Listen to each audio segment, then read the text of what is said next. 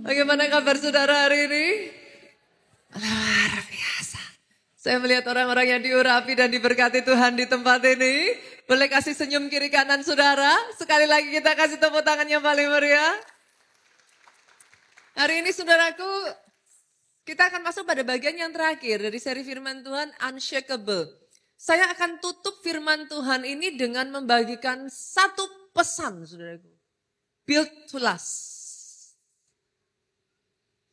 Sama-sama bangun, bangunlah yang bisa bertahan sampai akhir. Karena ada banyak orang membangun tanpa memperhitungkan kekuatan dan ketahanannya, Pak.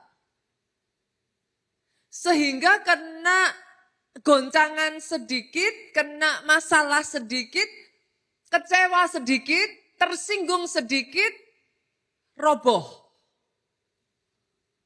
Itu sebabnya saudaraku bangun yang memang bisa tahan sampai akhir. Kenapa? Karena firman Tuhan ngomong hanya yang bertahan sampai kesudahannya yang selamat. Saya akan mengajak saudara terlebih dulu kita melihat dulu ya dari Matius. Kita baca pasalnya yang ke-7 ayat 24 sampai 27. Boleh saudara bantu saya baca, kita baca bergantian ya. Ayat 24 saya bacakan buat saudara, 25 saudara baca, kita bergantian sampai ayat ke-27. Setiap orang yang mendengar perkataanku ini dan melakukannya, ia sama dengan orang yang bijaksana. Jadi dari ayat ini muncul jenis yang pertama. Yaitu orang yang bijaksana. Orang yang bijaksana dikatakan adalah orang yang mendengar perkataanku dan melakukannya.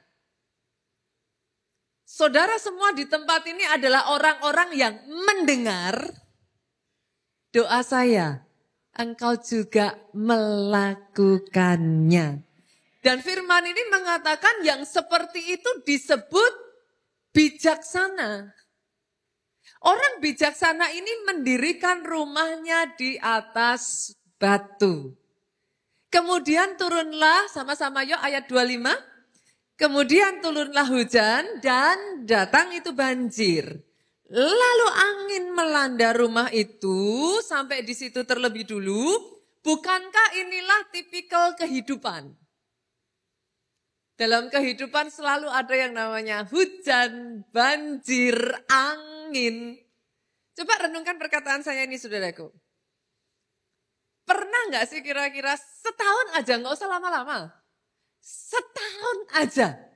Saudara melalui kehidupan tanpa masalah, pernah gak Bu? Coba. Jangan bicara 20 tahun, 30 tahun, 50 tahun, panjang. Pernah enggak? Setahun aja deh enggak ada masalah.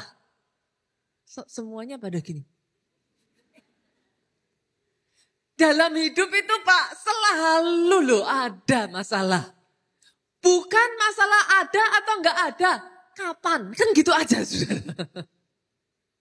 Tapi don't worry, selama engkau membangun di atas batu. Selama engkau bijak. Mendengar dan menjadi pelaku, lihat, masalah boleh terjadi, rumah itu tidak rubuh sebab didirikan di atas batu.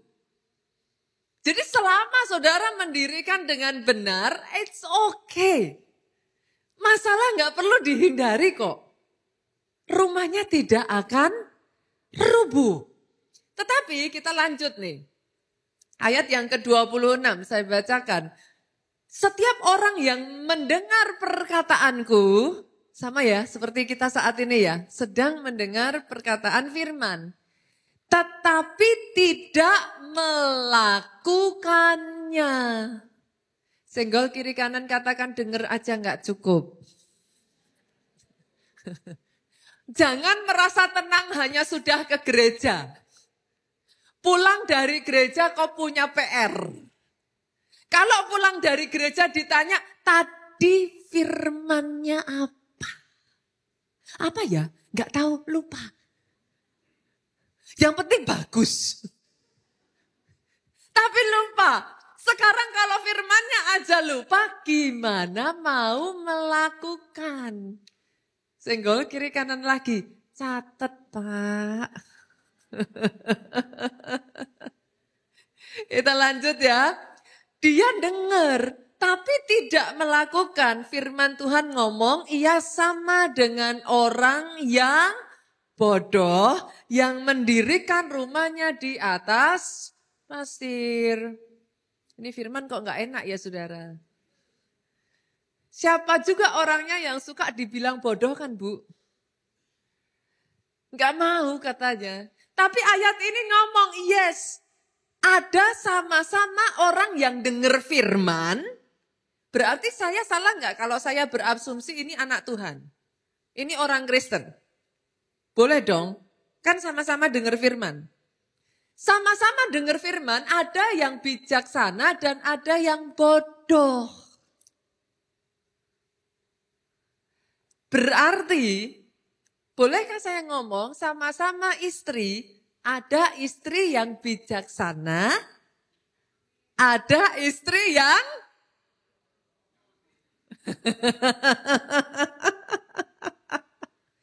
sama-sama suami, ini nggak enak ini saudaraku.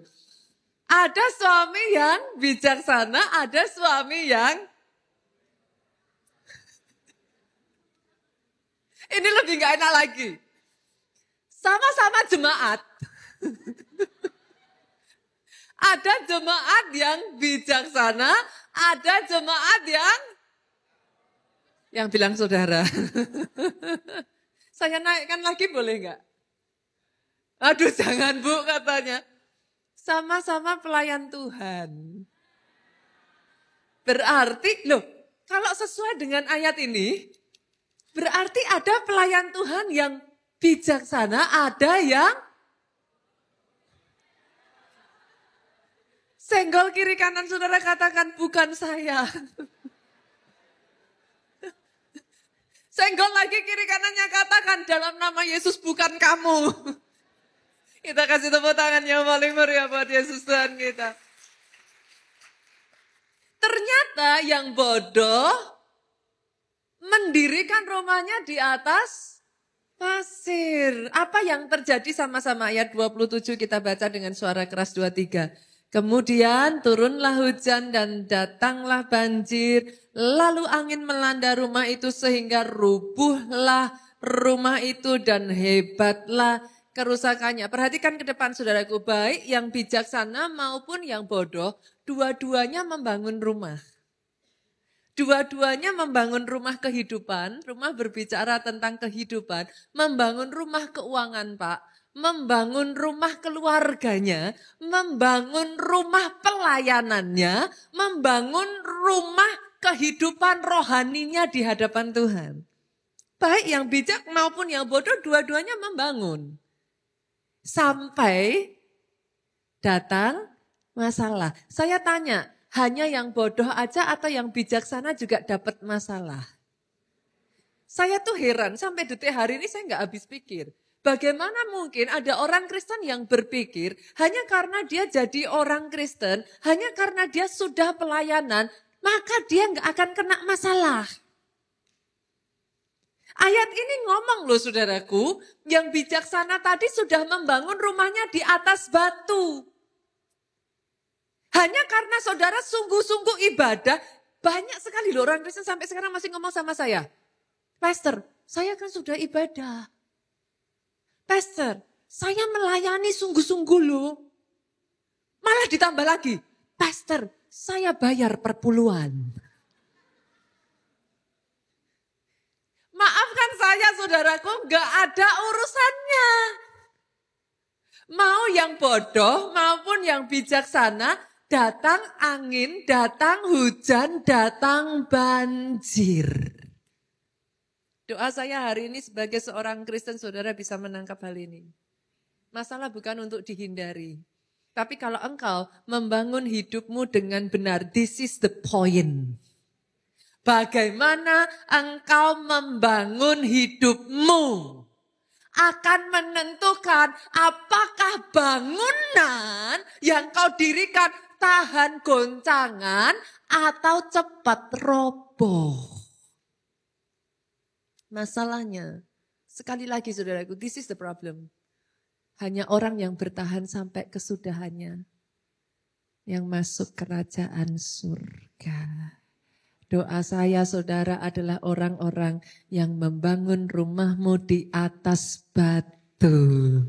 Orang-orang yang tahan goncangan, unshakable. Itu sebabnya bangun di atas fondasi yang kuat, bangun di atas batu, bangun yang bisa bertahan sampai akhir. Kenapa? Kalau hanya membangun aja semua orang bisa membangun, Bu. Semua orang juga bisa menikah kok, Bu. Bisa bangun keluarga kan? Tapi enggak semua orang bisa menikmati keharmonisan dalam keluarga. Itu bedanya. Sebagai seorang wanita, saudaraku, kita bisa hamil. Kita bisa punya anak. Tapi punya anak, lain ceritanya. Bisa nggak jadiin anak? Itu dua hal yang berbeda, saudaraku. Itu sebabnya hari ini firman Tuhan mengingatkan kepada setiap kita, jangan asal membangun. Rasul Paulus ngasih nasihat, saudaraku, 1 Korintus 3 ayat 10. Dia ngomong, sama-sama aku membangun, lihat. Sesuai dengan kasih karunia Allah yang dianugerahkan kepadaku, aku membangun, dia tuh ngomong sebagai seorang ahli bangunan yang cakap. Yang telah meletakkan dasar. Saudara nggak boleh asal. Asal nikah. Asal kerja. Asal pelayanan. Gak boleh asal. Jadilah seorang ahli bangunan yang cakap. Seorang ahli bangunan yang cakap beda dengan orang yang asal. Yang membedakan apa? Kita lanjutkan ayat ini. Tiap-tiap orang harus memperhatikan bagaimana ia harus membangun di atasnya. Gak boleh asal, diperhatikan. Jangan asal ngambil kredit, pikirkan juga bisa bayarnya atau enggak. Nah, banyak orang kan sukanya gitu toh. Gesek. Geseknya gampang, bayarnya mikir, saudara. Jangan hanya asal nikah. Ini khususnya yang cowok-cowok, halo. Saudara yang menikah, yang cowok-cowok, jangan asal nikah. Saudara harus bisa kasih makan anaknya orang. Loh ya benar. Di rumah orang tuanya dia hidup enak. Di rumah orang tuanya dia dipelihara, dijaga dengan baik. Orang tuanya habis-habisan banting tulang besarin anaknya. Ikut saudara gimana? Nah, itu sebabnya saya mengatakan, buat yang cowok, khususnya cowok, pastor kok hanya cowok? Loh ya memang yang awal dikasih tugas cowok kok. Saudara yang diberikan tugas menjadi pemimpin, bapak-bapak dan para pria di tempat ini boleh aminnya yang paling keras. Nah, kasih tepuk tangan yang paling meriah. Jangan bisa nikah aja tapi nggak bisa kasih makan anak orang. Amin. Sama, ibu-ibu jangan hanya bisa hamil saja. Nah, sekarang bapak gantian.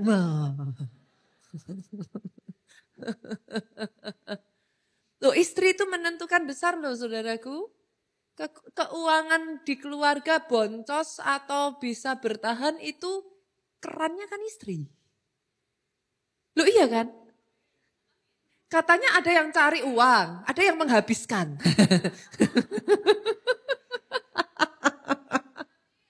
Amin ya langsung keras. Kerannya tuh istri, saudaraku. Saya sejak dari saya kecil ya saudara, orang tua saya selalu mendidik saya. Setiap kali dikasih uang, diminta pertanggungjawaban. Mami saya itu nggak pernah boleh kasih uang, nggak ada ceritanya uang nggak balik. Uang habis boleh, mana nota. Itu kebiasaan yang diberikan kepada saya sejak dari saya masih kecil. Sejak saya lupa usia berapa ya, mungkin kalau saya nggak salah, saya itu kelas 3 SD, itu saya sudah diberikan tanggung jawab oleh orang tua saya. Nggak susah-susah, punya buku kecil ya saudara, setiap kali dikasih uang saku, 1 minggu dikasih berapa, dibeli apa, itu harus ditulis. Dan pengeluaran pertama yang harus ada di buku kecil itu, mami saya akan periksa, ini menentukan hidup saya untuk bulan berikutnya, dilihat. Persepuluhan apa enggak? Sorry saudaraku, saya tidak memberikan persepuluhan karena saya seorang pendeta loh. Saya dibiasakan itu oleh orang tua saya sejak saya masih kecil. Jangan harap bulan depan saya dapat uang saku. Kalau di bulan itu, di tulisan pengeluaran saya enggak ada keluar untuk persepuluhan. Dan mami saya orangnya keras. Kalau ngasih persepuluhan, ngasih persembahan, jangan harap uangnya kucel. Di sini saya nggak tahu, saudara pernah jadi penghitung keuangan di gereja nggak sih saudara? Nah, kalau bagi yang pernah ya, paling gemes ya saudaraku. Kalau ngitung uang, saya menghargai kreativitas saudara. Tapi paling gemes kalau ngitung, yang dilipat-lipat cantik sih jadi hati saudara.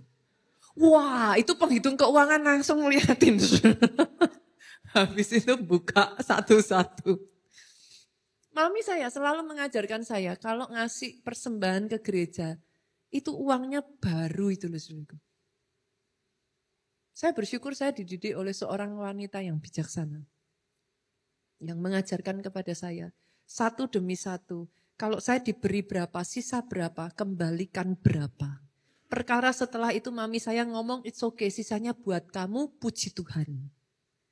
Tapi enggak pernah ada ceritanya 10.000 dipakai 5.000, 5.000 langsung masuk kantong, itu enggak ada ceritanya sudah. Habis saya sudah.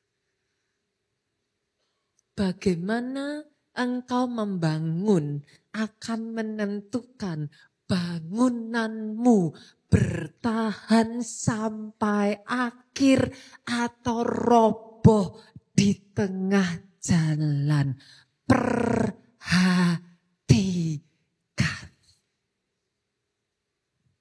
Pertanyaannya sekarang Pastor, kalau gitu how to build to last? Karena ternyata nggak boleh asal bangun. Kalau roboh di tengah jalan, bye-bye. Hanya yang bertahan sampai akhir, yang masuk kerajaan surga. Pastikan bangunnya harus bertahan sampai akhir. Caranya gimana Pastor? Saya bagikan 3 poin ya saudara.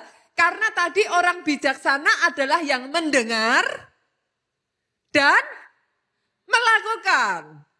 Yang bisa mendengar dan melakukan harus ingat. Boleh dicatat Bapak Ibu? Boleh ya? Ini pendetanya cerewet saudaraku. Karena kalau enggak ternyata percuma saudara. Dengar dari telinga kanan keluar telinga kiri percuma saudaraku. Jadi harus dicatat. Oke, yang pertama saudara. Pastikan fondasi dan strukturnya benar. Apa itu fondasi? Saya tanya, bangunan ini saudara bisa lihat fondasinya enggak? Enggak bisa ya? Fondasi itu sesuatu yang tidak terlihat. Tapi menentukan apakah bangunan itu bisa kuat atau roboh. Apa di dalam hidup kita ini yang tidak kelihatan tapi menentukan tetap kuat atau roboh? Loh ini tebak-tebakan loh saudaraku. Apa saudara? Hati. Amazing ya. Ternyata semuanya itu ditentukan dari hati. Orang yang sama, pribadi yang sama, bisa jatuh cinta mati-matian. Orang yang sama bisa benci mati-matian, ditentukan. Nah, orang yang sama bisa on fire habis-habisan ke gereja jam 7, jam 9, jam 11, jam 12. Ikut aja semuanya. Orang yang sama bisa ngomong, enggak lah, capek, sibuk, ditentukan oleh hati. Pastikan motivasi hatinya benar. Sama-sama saudara kerja. Ada loh orang yang kalau mau kerja ditanyain, kenapa kok kerja? Aduh pastor, ngisi waktu. Loh, orang apa enggak ada? Ada saudara. Saya tadi pagi cerita, saya itu punya langganan roti yang saya suka sekali di Jakarta. Enak pol, saudara. Beneran enak, rotinya enak. Orang tuh antri mau beli di tempatnya dia. Sering kali saudara, karena itu kan bikinan apa?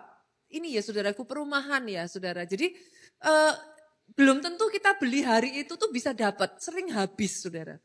Jadi harus telepon beberapa hari sebelumnya untuk pesan hari kapan saudaraku. Kalau enggak kehabisan. Berarti menurut saudara, kalau bisnis seperti ini cuan apa enggak saudara? Cuan ya. Kalau cuan lanjut enggak? Harusnya lanjut kan. Tapi tahukah saudara, karena sekali lagi motivasi menentukan. Satu kali saudaraku, saya telepon, Cik, saya mau beli rotinya kangen. Dijawab apa saudara? Aduh sorry Cik, saya udah enggak jualan lagi. Loh lah kenapa Cik? Yang antri banyak. Iya sih, tapi capek. Loh kok, ya kan malah puji Tuhan tadi berkatnya banyak. Orang saya cuma mau ngisi waktu. Sebagian dari saudara akan bilang, lah kok bodoh. Loh, benar gak saudaraku? Sama tuh tadi firman tuh. Ada yang bijaksana, ada yang ditentukan dari fondasinya. Why you do what you do akan menentukan kenapa saudara melakukan apa yang saudara lakukan, akan menentukan apakah saudara melakukannya sampai akhir. Betul? Dulu ketika saya masih menjadi ketua Departemen Kids Impact di Jogja ini saudaraku, setiap kali ada orang mau join pelayanan di Kids Impact, pasti saya akan tanya satu pertanyaan ini. Kenapa kamu mau join pelayanan Kids Impact? Kebanyakan yang saya heran, jawabannya ini saudaraku. Pastor, karena anak-anaknya lucu. Terus saya bilang, saya jawab, lah kalau sudah nggak lucu lagi. Terus gimana? Loh, karena anak-anak itu ya saudaraku, awalnya kan menyenangkan ya. Bener kan? Seperti apa? Matanya seperti mata kucing, liatin saudara, celup, celup, celup, gitu kan saudara kena tuh. Tapi kata orang, kesan pertama begitu menggoda. Selanjutnya, nah. Iya kalau anaknya terus menyenangkan. Lah kalau sekarang jadi nyebelin. Saudara berhenti pelayanan. Halo? Itu sebabnya saya selalu menanyakan ini. Why you do what you do? Akan menentukan apakah yang kau lakukan bertahan sampai akhir. Ini pertanyaan lagi nih Bapak Ibu. Pagi-pagi hari Minggu ibadah. Tujuannya apa? Ayo. Loh menentukan. Menentukan. Pastor, saya mau cari jodoh. Karena jam segini ini jam paling rame. Chance kesempatan saya cari jodoh paling besar. Loh, kan saya nggak tahu saudaraku. Saya tanya, salah nggak cari jodoh di gereja?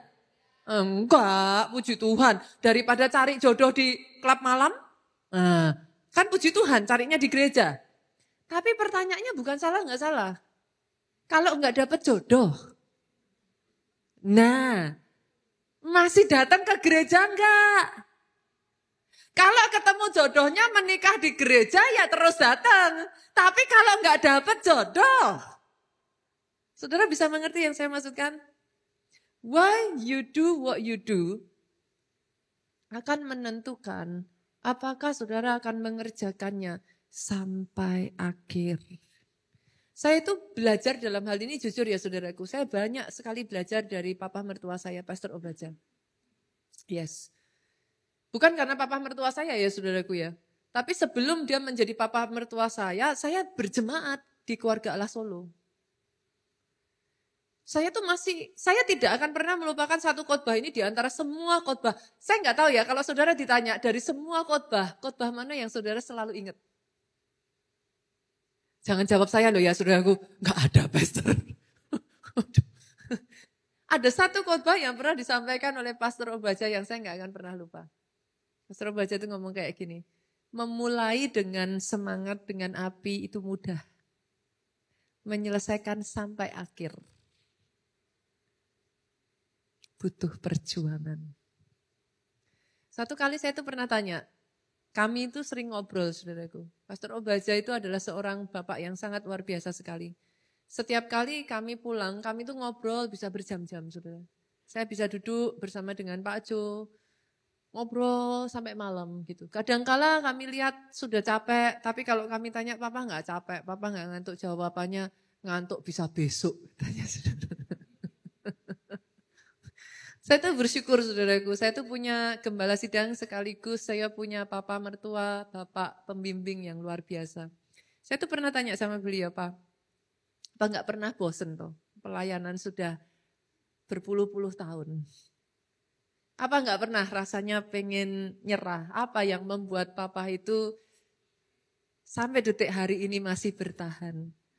Karena saya tahu yang dialami oleh Pak Obaja, saudaraku. Banyak orang kan nggak lihat ya, gitu. Pak Obaja tuh tipe orang yang kalau saudara ketemu yang sudah pernah ketemu Pak Obaja, orangnya tuh senyum aja, saudara. Jadi orangnya tuh nggak banyak aneh-aneh, very low profile Pak Obaja itu orangnya. Jadi kalau saudara nggak ngerti, maka saudara berpikir ya kehidupannya baik-baik. Tetapi saya tuh ngerti loh pergumulannya di belakang saudaraku. Nggak jarang Pak Obaja tuh difitnah, nggak jarang dikata-katai yang enggak. Yang ngata-ngatain niat lagi saudaraku. Saya tuh kadang nggak habis pikir saudaraku. Kalau mau sakit hati, sakit hati. Kalau mau kecewa memangnya hanya jemaat aja yang bisa kecewa sama pendeta. Pendeta juga bisa loh kecewa sama jemaat saudaraku. Bisa. Musa kecewa sampai akhirnya nggak masuk tanah perjanjian. Dia pukul kan, kenapa? Karena jengkel saudara. Sama, saya tanya sama Pak Baja. Apa yang membuat Papa bertahan? Pak Baja tuh cuma ngomong kayak gini. Dulu aku tuh nggak punya rambut. Tuhan ngasih aku rambut. Dulu aku nggak punya masa depan. Aku nggak punya rambut, semua teman-teman bully aku. Bagaimana bisa aku berpikir punya istri? Tuhan kasih aku masa depan. Aku ini orang yang berhutang besar sama Tuhanku. Orang kiri kanan boleh mengecewakan. Tapi karena Pastor Obaja, buat Pastor Obaja bisa membalas sedikit saja kebaikan Tuhan. Dia sudah bersyukur. Karena ini perkataan yang terus terngiang di benak saya, saudaraku. Mau dibalas berapa kali pun Tuhan itu jauh lebih baik. Nggak pernah bisa membayar hutang sama Tuhan. Itu sebabnya hari ini masih ada sebagaimana aku ada. Doa saya itulah engkau, engkau, engkau. Sama-sama membangun, jangan membangun atas dasar perkataan orang. Bahkan maafkan saya loh ya saudaraku, jangan ke gereja karena lihat pendetanya yang sepakat, katakan amin. Bahkan pendetamu bisa mengecewakan. Saya dengan jujur ngomong, selama saya masih manusia, coba saudara lihat kaki kiri kanannya masih nginjak tanah enggak? Kalau ada yang enggak nginjak tanah, saya yang takut kayaknya saudara. Coba saudaraku dicubit masih ada dagingnya enggak? Hah? Masih ya? Selama masih darah dan daging manusia, siapapun orangnya tidak peduli, bisa mengecewakan. Maafkan saya ya Bapak Ibu ya, bisa mengecewakan.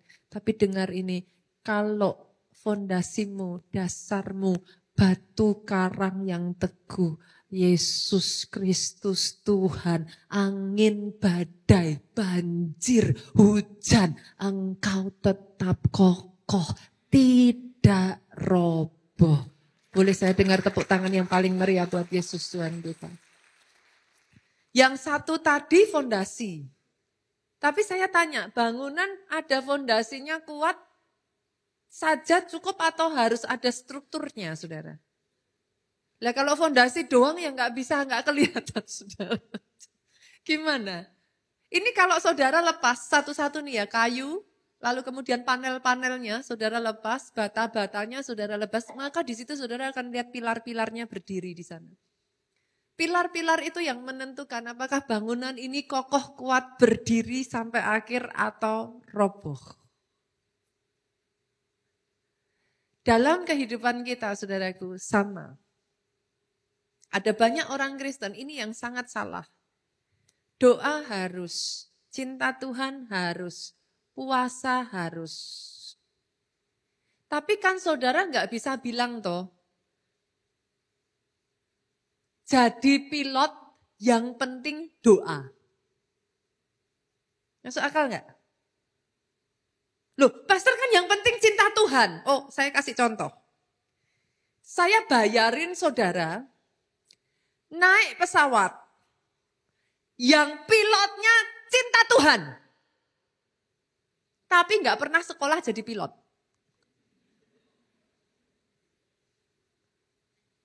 Saya bayarin. Mau kemana? Boleh. Ayo. Naik pesawat yang pilotnya cinta Tuhan, tapi nggak pernah sekolah pilot, sekolah masak. Saya tanya, mau nggak naik pesawat seperti itu? Saudara bisa mengerti maksud saya? Karena ada banyak orang Kristen sering mencampurkan. Saya pernah berjumpa dengan seorang ibu sampai detik hari ini. Saya ceritakan kisah ini karena buat saya banyak orang Kristen punya pemikiran yang salah. Ibu ini datang kepada saya protes, Pastor, saya sudah lakukan firman yang Pastor khotbahkan. Saya sudah berdoa, saya sudah puasa, Pastor. Saya puasa 100 hari. Saya langsung bilang, bagus Bu, hebat. Loh ya hebat kan saudaraku, hebat. Tapi kenapa janji Tuhan belum digenapi? Oke, saya diam sesaat saudaraku. Lalu saya tanya sama ibunya, Bu, pekerjaan ibu apa? Saya dijawab, dalam nama Yesus itu pemeliharaan Tuhan atas hidup saya, Pastor. Tuhan yang peliharakan saya. Saudara bisa ngerti maksud saya? Bekerja secara roh harus. Bekerja secara jasmani juga harus. Saudara nggak bisa menggantikan satu dengan yang lainnya. Cinta Tuhan harus. Nomor 1, doa, bangun kehidupan rohmu. Tapi pilar-pilar kalau saudara mau kerja, pilar-pilar di dalam bekerja harus dipegang. Rajin, kerja keras. Lah saudara cinta Tuhan kalau buka tokonya Senin Kamis kan ya habis tuh saudaraku. Yang sepakat katakan amin. Harus dipegang. Saudara cinta Tuhan, pengeluaran saudara besar pasak daripada tiang. Saudara mau salahkan Tuhan. Saudara mengerti maksud saya? Pilar-pilarnya harus dipegang. Tempatkan segala sesuatu pada tempatnya. Bisakah saya memberikan roh saudara makan capcay? Lah ya kan gak bisa. Roh makannya firman. Dari setiap perkataan yang keluar dari mulut Allah. Tetapi kan saya gak bisa bilang, oke, makanmu firman terus aja. Gak boleh minum, gak boleh makan capcay, gak boleh makan semua-semua. Badannya kuat gak? Kalau memang puasa nggak apa-apa. Tapi setiap hari saudara nggak pernah makan, bayi saudara lahir nggak pernah dikasih asupan makanan, dia tidak akan tumbuh dengan baik. Pilarmu harus ditegakkan. Untuk menikah nggak cukup siap uang. Nggak cukup siap hanya pesta. Halo? Why you do what you do? Harus siap semuanya, saudaraku. Saudara tidak belajar dengan cara langsung melakukan. No. Ada nggak orang belajar renang langsung berenang? Kan nggak bisa, toh harus belajar dulu kan? Baru bisa berenang kan? Bisa nggak saudara langsung nyetir tanpa belajar nyetir?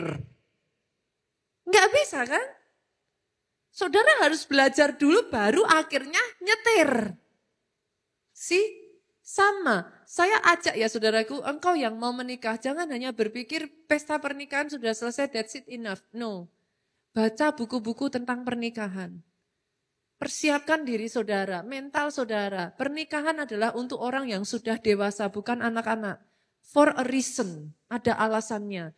Kalau saudara mau menjadi seorang ibu, menjadi orang tua, baca, pelajari. Enggak hanya asal, pilar-pilarnya harus ada.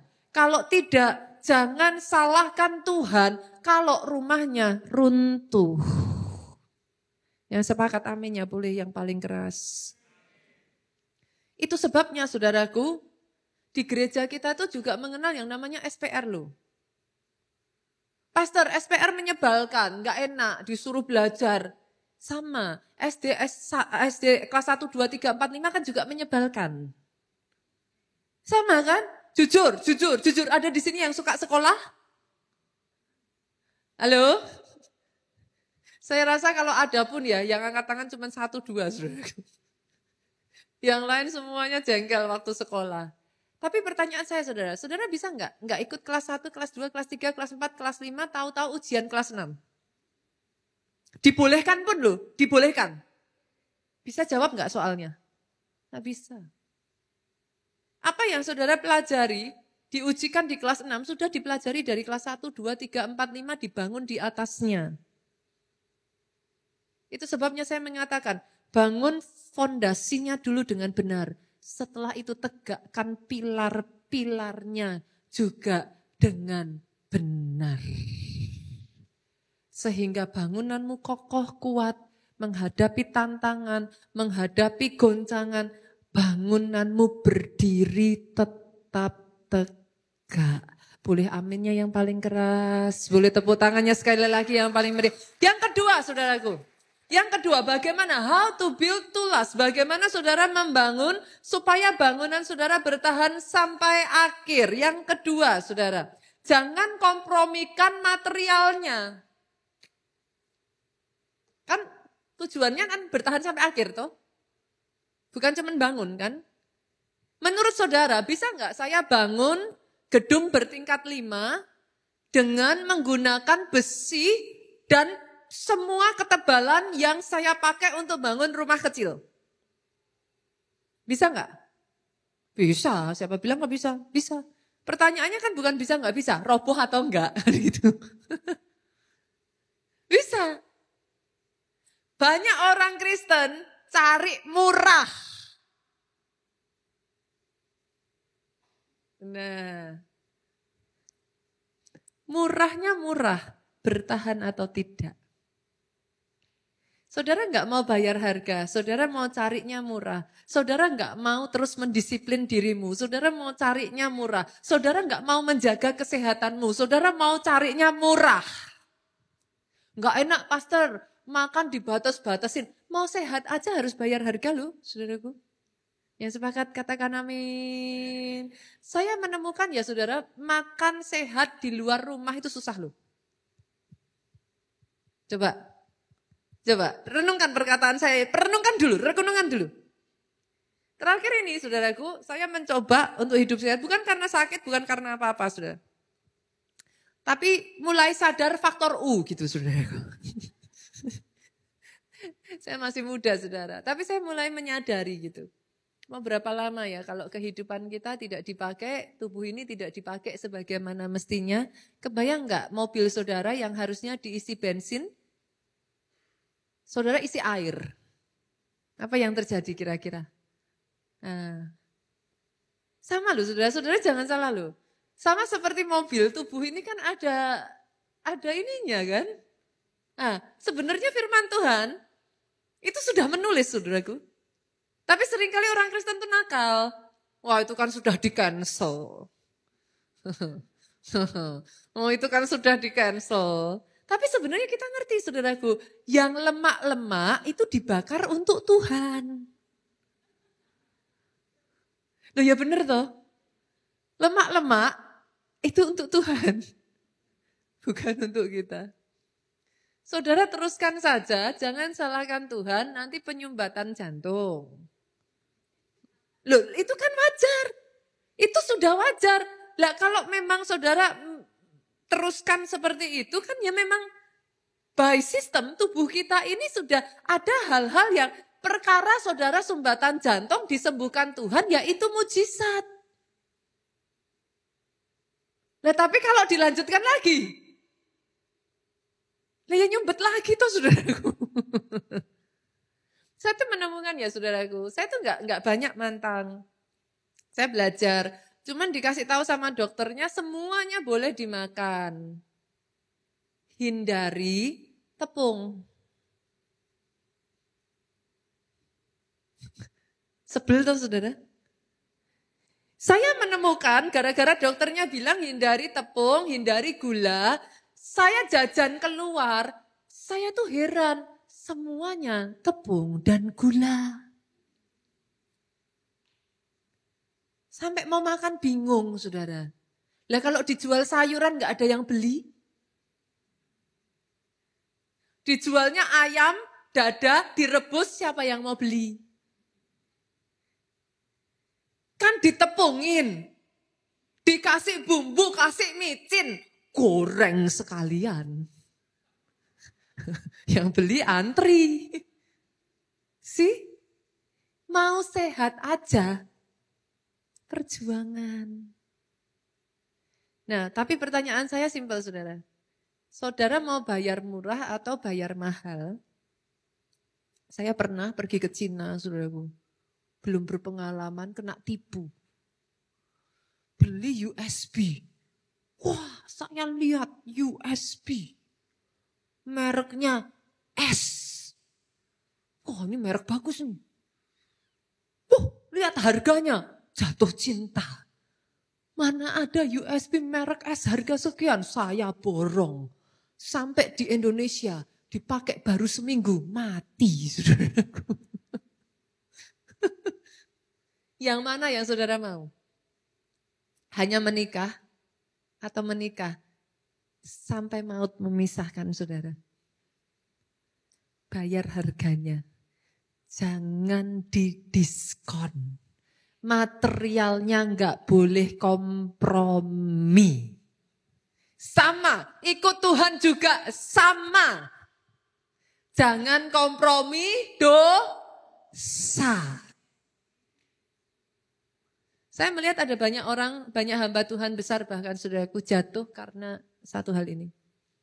Maafkan saya saudaraku, tapi tidak ada orang yang kebal dosa. Tidak termasuk saya. Salah satu guru favorit saya di sekolah Alkitab saya mengajarkan.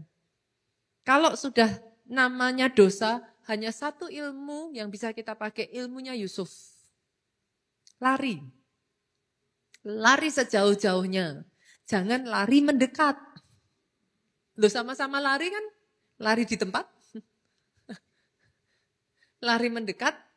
Jangan saudaraku. Lari sejauh-jauhnya. Karena enggak ada yang kebal saudara. Enggak ada ceritanya. Apakah saudara berdoa 100 puasa 100 hari, whatever that is. Yang namanya dosa, hindari. Lari jauh. Jangan apa saudara? Senangnya tuh ya saudara nyerempet itu loh yang jadi masalah tuh. Pastor saya tuh nggak ngapa-ngapain loh, saya cuma WA. Loh ya WA-nya, masalahnya tuh memang betul cuma WA, tapi WA-nya pagi manis. Loh sudah tahu loh istrinya orang loh. Lah kalau ditanya, loh apa saya salah pastor? Masa saya bilang pagi jelek gitu? Loh, tapi saudara ngerti maksud saya kan? Jangan nyerempet-nyerempet. Yang gak nyerempet aja bisa jatuh.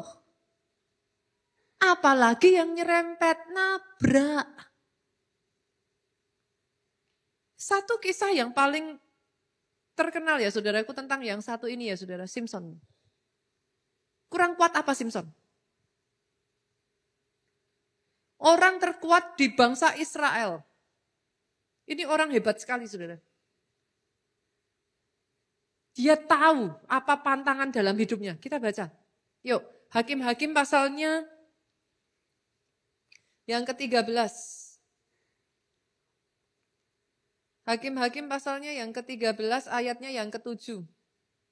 Tetapi ia berkata kepadaku, engkau akan mengandung dan melahirkan seorang anak laki-laki. Oleh sebab itu, janganlah minum anggur atau minuman yang memabukkan. Ini sudah dikasih pantangan.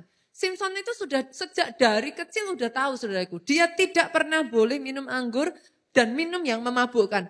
Jangan makan sesuatu yang haram. Dia tahu. Sebab sejak dari kandungan ibunya sampai hari matinya, anak itu menjadi seorang nasir Allah. Dia tahu.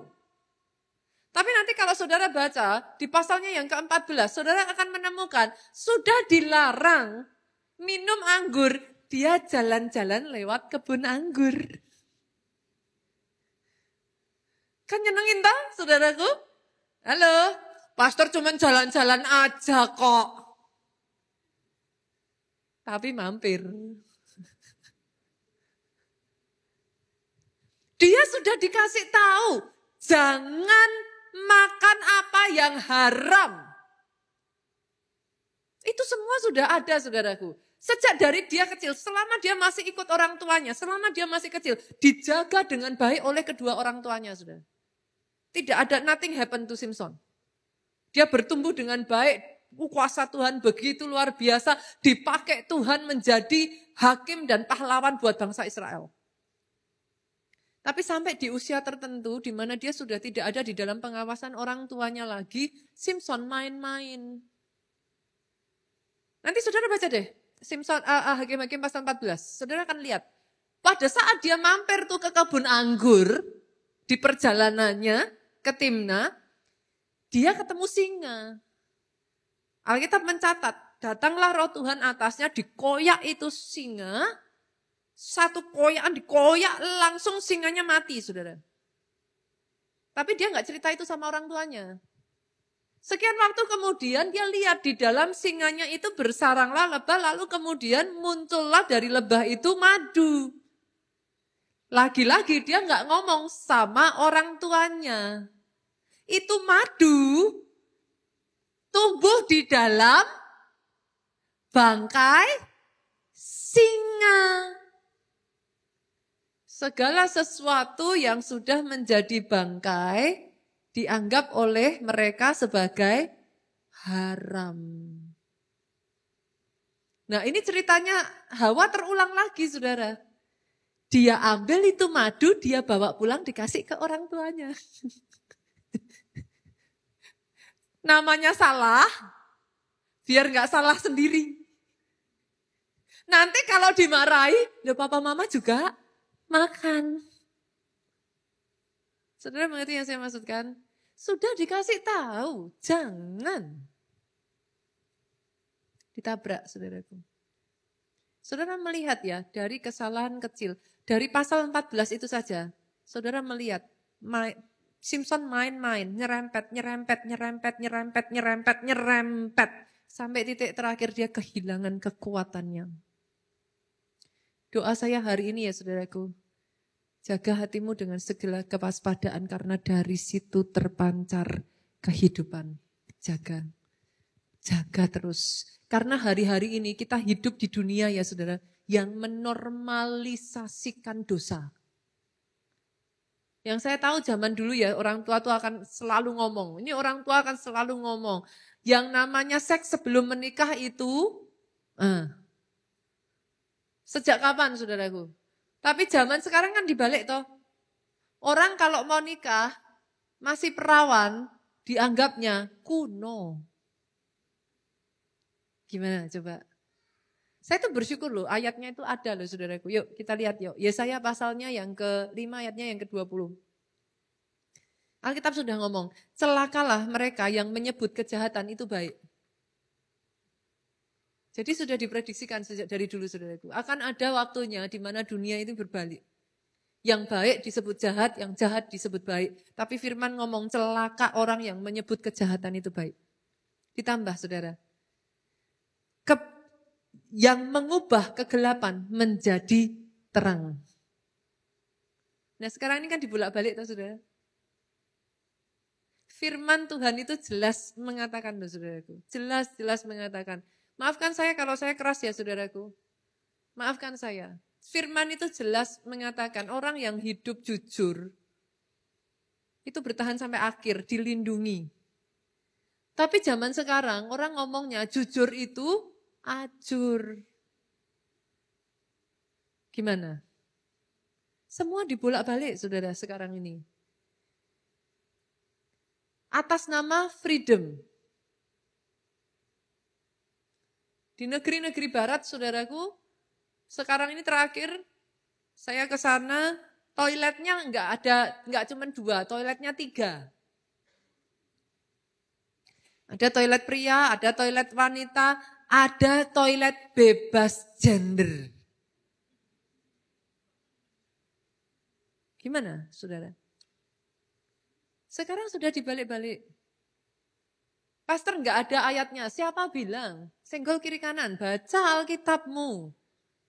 Jelas sekali ayatnya. Saya harus mengatakan ini, maafkan saya kalau ada yang tersinggung di sini di dalam nama Tuhan Yesus. Saya mengasihi saudara. Tapi yes, yang namanya dosa harus tetap sebagai dosa. Saudara tidak bisa membalikkan gelap menjadi terang. Ayat ini dengan jelas mengatakan celakalah. Masih dilanjutkan lagi, celakalah orang yang mengubah pahit menjadi manis dan manis menjadi pahit. Doa saya hari ini ya saudaraku, kalau saudara mau build to last ya, gak ada cara lain. Jangan kompromikan material saudara. Jangan kompromikan hidup saudara di hadapan Tuhan. Jaga kekudusan sampai akhir. Yang ketiga, yang terakhir yuk. Jangan skip proses. Jangan skip proses. Ada peribahasa yang ngomong, mana ada pohon tinggi tumbuh dalam semalam. Semua itu proses, saudara. Nggak bisa enggak. Orang zaman sekarang maunya instan tuh. Mie instan itu enak, saudara. Tapi coba, saudaraku, makan aja mie instan setiap hari, sehari 3 kali. Apa yang terjadi? Kalau enggak jebol ginjalnya, saudara. Enggak bisa. Enggak bisa. Do not skip the process. Proses yang menjadikan saudara sebagaimana saudara hari ini. Saya pernah melihat satu video ya saudaraku tentang seorang anak yang mau berbaik hati membantu seekor ulat keluar dari kepompongnya. Dia melihat ulat itu bergumul saudaraku, dia melihat betapa susah payahnya ulat itu untuk bisa keluar akhirnya menjadi kupu-kupu. Karena dia merasa kasihan dengan ulat itu, dipotonglah selaput yang menutup kepompong itu supaya ulat ini bisa keluar dan menjadi seekor kupu-kupu yang cantik. Pertanyaan saya, ketika anak ini membantu, bisa enggak jadi kupu-kupu? Bisa saudara. Ulat ini keluar menjadi kupu-kupu. Tetapi enggak bisa terbang. Ternyata saudara lewat pergumulan, kesulitan, Semua daya upaya dari si ulat ini untuk keluar itulah yang memperkuat sayapnya untuk bisa terbang tinggi.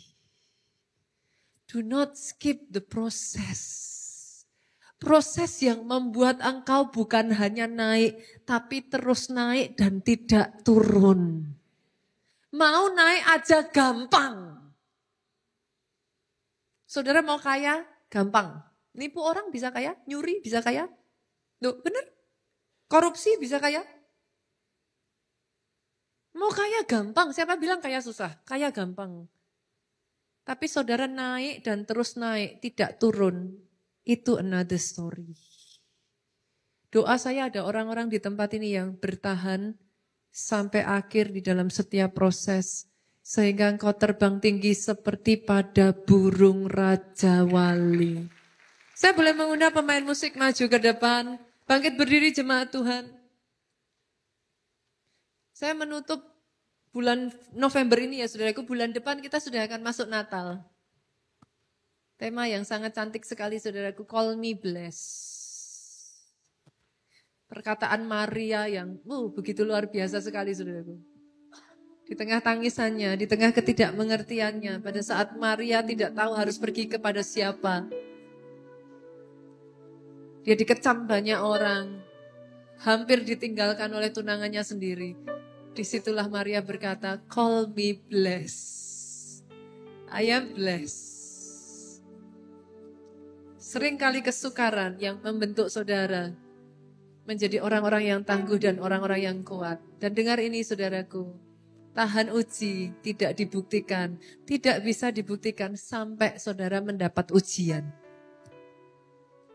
Gak ada cara lain lagi membuktikan tahan uji selain daripada saat engkau menghadapi ujian. Di situ engkau bisa menunjukkan apakah engkau tahan uji ataukah engkau gugur di tengah jalan. Doa saya, engkau adalah orang-orang yang bertahan sampai kesudahan. Ku akan terbang tinggi di tengah badai hidup. Ku tak menyerah. Kau kekuatan dan perlindungan bagiku, pertolonganku di tempat maha tinggi. Kami Ku mengangkat tanganku, aku berserah. Kami menantikan engkau. Kau yang ku Engkau satu-satunya. Yesusku, dengan sayapmu ku akan terbang tinggi di tengah badai hidup. Ku tak menyerah. Kau kekuatan Satu demi satu Tuhan. Pegang tangan setiap kami. Membangun kehidupan kami. Di tempat Kokoh. tinggi. Bertahan sampai akhir. Aku berserah. Kau nantikan. Kau yang ku sembah. Yesus, Rajaku. Kau ku nantikan. Kau yang ku sembah. Yesus, Rajaku.